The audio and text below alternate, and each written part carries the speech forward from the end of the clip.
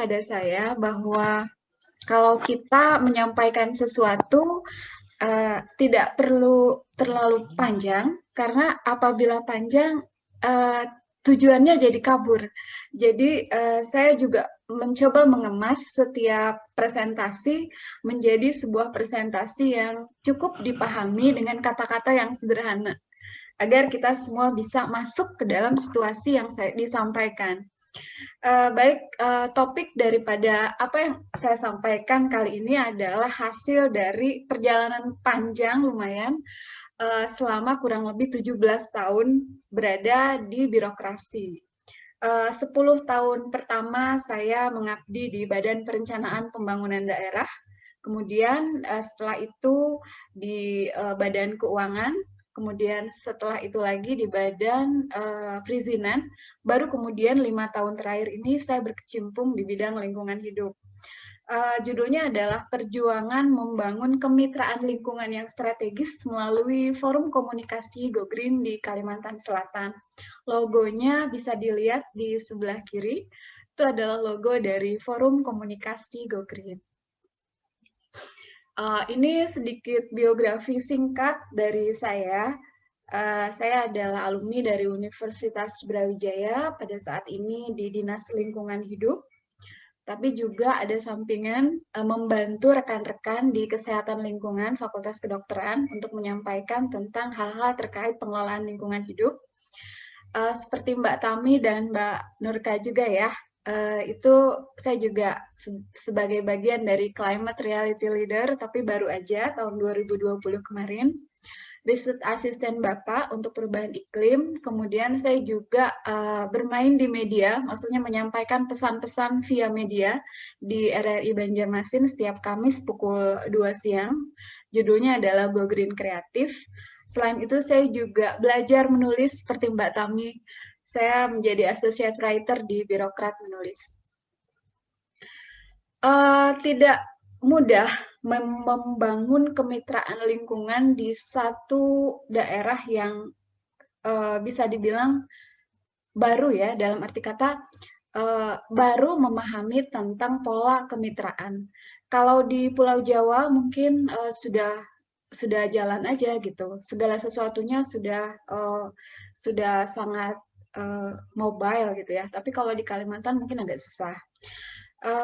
Pertama kali saya melihat lingkungan itu adalah dengan satu pertanyaan, kok Kalimantan agak sulit ya majunya, atau misalnya ada apa sebenarnya, ada gap apa sehingga Kalimantan itu tidak bisa berlari pembangunannya gitu ya, kok kayaknya ada sesuatu. Nah, kemudian saya melihat bahwa ada satu sisi yang namanya kemitraan yang belum, kemitraan dalam hal ini adalah kemitraan lingkungan yang belum sinergi antar stakeholder di sini. Pada saat saya memulai untuk mencoba mengkomunikasikan ini dengan para stakeholder, ternyata langkahnya juga cukup berat karena saya juga tidak berada di struktural yang tinggi. Justru saya dibiarkan berjuang sendirian. Tapi saya mencoba untuk, oh ya udahlah, kalau misalnya seperti ini berarti ada yang harus saya upayakan untuk keluar dari situasi sulit ini. Kemudian saya mencoba untuk membentuk forum komunikasi Go Green pada bulan Mei 2017, dan saya mencoba untuk menyaring informasi dari stakeholder masalah apa terkait lingkungan yang selama ini mereka hadapi tapi belum bisa ditangani. Apakah itu mengenai masalah limbah, apakah itu mengenai masalah izin lingkungan dan lain sebagainya. Ternyata banyak sekali manfaat setelah saya membangun forum komunikasi Go Green ini. Pertama kali dibangunnya itu adalah diskusi via WhatsApp group. Tapi ternyata dengan berjalannya waktu, diskusi ini tidak saja lewat WhatsApp group, tapi juga lewat media yang lain. Misalnya ya, kita bertemu langsung, atau misalnya lewat rapat koordinasi, atau mereka datang langsung pada saya untuk berdiskusi. Oh ini loh Bu, kami ada masalah ini. Kira-kira jalan keluarnya bagaimana ya? Gitu. Jadi saya mencoba untuk memberikan solusi dengan situasi yang sejuk. Di sini saya katakan, saya ingin memberi solusi tanpa marah-marah, mengambil intisari hijau dari sisi kesejukan. Saya mencoba untuk tidak konfrontatif gitu. Pada saat mereka memiliki masalah, saya mencoba mencari jalan keluar dengan posisi saya sebagai seorang yang memahami apa sebenarnya masalah dari stakeholder, sehingga segala sesuatunya bisa berjalan dengan baik. Siapa saja yang terhubung dengan Forum Komunikasi Go Green? Ada 2 Menteri Lingkungan Hidup di sini, ada Profesor Emil Salim dan Pak Sarwono. Kemudian rekan-rekan yang satu visi, teman-teman di birokrat, kemudian juga ada akademisi, dunia usaha yang ada di wilayah binaan kami, NGO, ada WALHI dan WWF, pecinta alam, kemudian juga pensiunan yang masih aktif berkarya untuk pengelolaan lingkungan hidup. Salah satunya adalah Pak Hendra Setiawan. Dia sangat aktif membantu saya untuk kalau misalnya ada masalah-masalah yang berkaitan dengan pencemaran misalnya. Beliau sangat responsif. Kemudian juga di sini ada komunitas lingkungan dan milenial peduli lingkungan, kemudian ada sekolah Adiwiyata, dan saya juga mencoba untuk menjalin partnership yang lebih luas lagi dalam hal pengelolaan lingkungan hidup dengan dunia usaha perbankan. Dalam hal ini adalah Bank Mandiri, Bank Kasel, dan Bank BNI. Kemudian untuk publikasinya, saya mencoba untuk masuk ke ranah media pemersatu bangsa RRI dan TVRI. Forum Komunikasi Go Green saya dirikan pada saat saya mulai berkecimpung di bidang lingkungan hidup, tepatnya pada 27 Mei 2017. Kemudian pada tahun 2018 saya berkenalan dengan seorang pakar iklim, Dr. Armi Susandi. Kemudian Dr. Armi menyampaikan pada saya bahwa ke depan akan terjadi banyak sekali prediksi bencana yang harus disiapkan sistem informasinya, sehingga sangat perlu sebuah dinas lingkungan hidup itu mempunyai sistem informasi mitigasi dan adaptasi perubahan iklim. Kemudian juga Mas Armi mengatakan kalau bisa dan kalau itu terwujud di Kalimantan Selatan, maka Dinas Lingkungan Hidup Kabupaten Banjar ini akan menjadi akan menjadi sesuatu yang bisa menjadi model bahwa penerapan sistem informasi berbasis high-tech bisa diterapkan di Kalimantan Selatan. Karena itu, maka pada 2019 saya mencoba dengan rekan-rekan di dinas untuk membuat satu sistem aplikasi yang bernama Lihai, Layanan Informasi Handal untuk Manajemen Lingkungan, kerjasama dengan Mas Armi di ITB, untuk membuat hal yang penting terkait database perubahan iklim yang diperlukan dan memang sangat penting untuk Kalimantan Selatan. Salah satunya adalah untuk deteksi hotspot, banjir, dan juga cuaca. Kedepannya mungkin sistem informasi ini akan kami upgrade, tidak hotspot tapi fire spot, karena hotspot biasanya suka buram. Dalam arti kata kita nggak bisa tahu ini beneran api apa bukan gitu. Jadi nanti sistem informasi ini akan kami upgrade untuk lebih melihat pada fire spot, karena Kalimantan Selatan itu kekurangannya hanya 2, pencemaran lingkungan dan kebakaran hutan dan lahan. Pencemaran lingkungannya ini salah satunya nanti mengarah pada bencana hidrometeorologi. Ya, satunya adalah banjir besar kemarin. Jadi ada kaitan antara pencemaran lingkungan dengan bencana banjir di Kalimantan Selatan.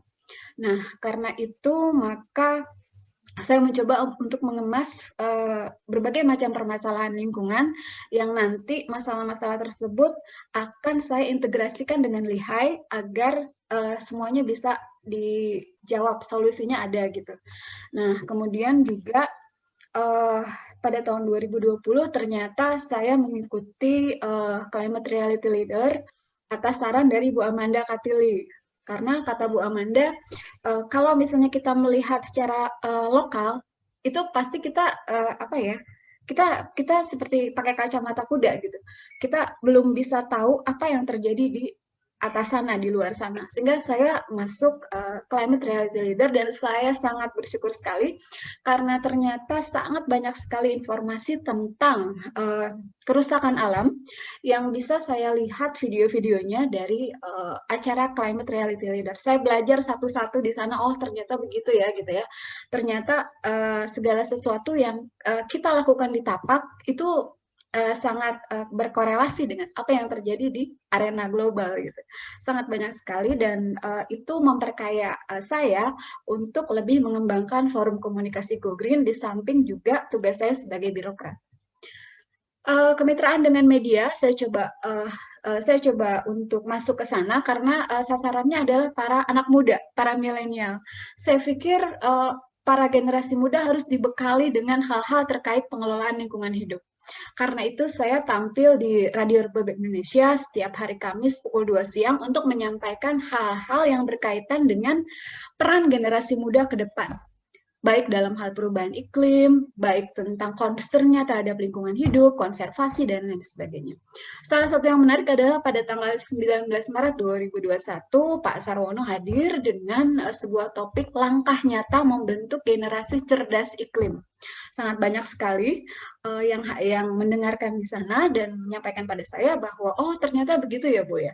Ternyata kita ini disiapkan sebagai generasi yang bukan generasi yang santai, tapi generasi yang ternyata sangat banyak sekali perannya di depan, terutama dalam hal untuk perubahan iklim, sehingga langkah nyata membentuk generasi cerdas iklim itu sangat relevan pada saat saya menyampaikan itu, dan saya pikir sangat baik juga responnya dari generasi muda. Kadang saya tampil dengan stakeholder, tapi kadang juga saya tampil sendiri pada saat saya ingin menyampaikan tentang isi pikiran saya kepada anak muda. Saya ingin sekali anak muda. 2 menit lagi boleh. Terima Berapa? kasih. 2 menit sayang. Oke, sedikit lagi ya Mbak Tami. Target yang ingin dicapai ada target 1 sampai dengan 5, tapi intinya adalah bahwa hal-hal yang saya lakukan, baik fungsi saya sebagai birokrat ataupun fungsi saya sebagai aktivis iklim, adalah saya ingin membangun suatu pemahaman dan kesadaran bahwa kita tidak bisa bergerak sendiri-sendiri. Kita harus bergerak sama-sama dengan konsep yang jelas, dan kita paham siapa yang akan membantu kita. Kalau misalnya kita sendiri-sendiri, kayaknya targetnya nggak akan tercapai. Pola perjuangannya adalah sinergi berbagi. Jadi saya sampaikan bahwa konsep partnership in development menuju partnership for the goal itu harus dilaksanakan dengan pola sinergi berbagi. Ada sinergi yang terbagi sehingga kita tahu tugas kita dan kita bisa paham peran kita dengan baik karena kita tahu ada pembagian yang jelas gitu. Kadang-kadang kan kita agak-agak sulit kalau kita jalan sendiri. Nah, ini perjalanannya naik turun, bisa juga responsifnya naik, tapi juga kadang-kadang rekan-rekan di Go Green juga turun, apalagi pada saat pandemik. Karenanya saya mencoba untuk mau mengganti pola komunikasi dengan pertemuan virtual, karena saya pikir pertemuan langsung sangat tidak mungkin lagi di masa pandemik ini. Kemudian yang telah dicapai itu saya telah membuat simple partnership dengan 112 institusi, namun belum semuanya dituangkan dalam bentuk perjanjian kerjasama, karena saya memang pada saat ini belum berada di struktural yang bagus gitu. Jadi saya belum mengambil keputusan. Pada saat saya mengambil keputusan, saya akan mainkan 112 institusi ini untuk bergerak membangun lingkungan yang lebih baik lagi untuk Kalimantan Selatan. Kemudian saya juga mulai menerapkan konsep produksi bersih dengan mengambil model-model dunia usaha yang nanti ke depannya bisa saya mainkan lagi untuk juga membuat satu komunitas lagi yang arahnya adalah kepada energi baru dan terbarukan. Kemudian yang ke depan yang akan saya laksanakan dalam jangka waktu dekat ini adalah implementasi integrated farming dengan integrated farming dengan memanfaatkan limbah kelapa sawit untuk ternak maggot. Kemudian juga yang paling penting adalah mencari sumber dana selain APBD APBN untuk kegiatan-kegiatan konservasi yang penting lagi adalah inovasi pembiayaan. Karena kemarin juga dengar bahwa ada BPDLH, saya juga mulai melihat itu sebagai salah satu kemungkinan yang bisa untuk dijajaki gitu. Kemudian sedikit lagi ya Mbak Tami, ini saya juga sedikit nulis, tulisan saya yang agak membuat kuping merah itu adalah pandemik, resesi, dan tingkah elit dalam lingkaran ketidaksepahaman yang harus disepahamkan. Di laman birokrat menulis. Kemudian juga ada dialog dengan Universitas Diponegoro tentang Pancasila dan pandemik dalam ruang bening pemikiran dalam satu webinar dengan Prof. Suteki, juga bikin merah kuping orang yang dengar juga, karena saya menyampaikan bahwa itu tuh nggak boleh gitu. Kalau kita mau men-saving sumber daya kita jangan seperti itu, apalagi di saat pandemik begini. Nanti bisa ditanya dengan saya apa yang isi daripada daripada kegiatan ini. Dengan Bank Mandiri juga telah terjalin dengan baik, sehingga pada saat itu melahirkan satu konsep e-money untuk Forum Go Green. Dimulai dari e-money-nya Pak Sarwono Kusuma Atmaja sebagai sampel dari e-money partnership antara Bank Mandiri dengan Forum Komunikasi Go Green. Di sampingnya ada beberapa webinar. Kalau ini adalah yang dilakukan oleh rekan-rekan KSDA di Dinas Lingkungan Hidup untuk model ketahanan pangan daerah dalam bentuk urban farming. Nah, ini salah satu sumbangsi saya untuk mendampingi Bapak pada saat penulisan buku Trilogi Indonesia Menghadapi Perubahan Iklim. Kita membuat satu bab tentang ketahanan iklim dan ketahanan lingkungan di era revolusi industri. Di sini saya menjadi riset asistennya Bapak, dimulai dari pembuatan buku ini. Saya rasa itu Mbak Tami. Terima kasih atas kesempatannya, dan terima kasih juga saya sudah bisa men-share semangat ini kepada rekan-rekan di forum ini. Assalamualaikum warahmatullahi wabarakatuh. Waalaikumsalam warahmatullahi wabarakatuh. Iya, itu kan tadi saya katakan bahwa Lita Dokter Lita ini, adik kita ini banyak betul yang dilakukannya. Jadi memang birokrat, memang akademisi juga, dan sudah bergelut lama, tapi belajar bagaimana gimana sebenarnya kalau mau kata Pak Sarwono tadi kan, sekarang itu penting untuk bagaimana orang mengubah cara berpikir, cara bertindak, sama gaya hidup gitu kan, nah itu. Jadi apa yang dilakukan oleh Mbak Lita dalam beberapa hal itu sudah mulai dari misalnya bagaimana mencoba mengubah cara berpikir orang, sudut pandang orang, melalui berbagai tindakan, menuliskah, webinar, di radio, jadi tindakan-tindakan penyadaran, tindakan-tindakan pendidikan lewat dunia akademis, kemudian juga ada tadi yang saya suka itu tadi konsep sinergi berbagi itu loh. Jadi sinergi itu ternyata bukan cuma membuat orang blended, kemudian orang mengerjakan semua, atau kemudian orang menjadi bingung, aku mau ngapain nih gitu. Kalau istilah kita tuh bukan pukul rata ya. Aduh, aku lupa deh. Ada istilah kalau kita bisa ngerjain semua, tapi sinergi itu kerjasama dalam konteks untuk kolaborasi dan masing-masing punya peran. Pada saat teman-teman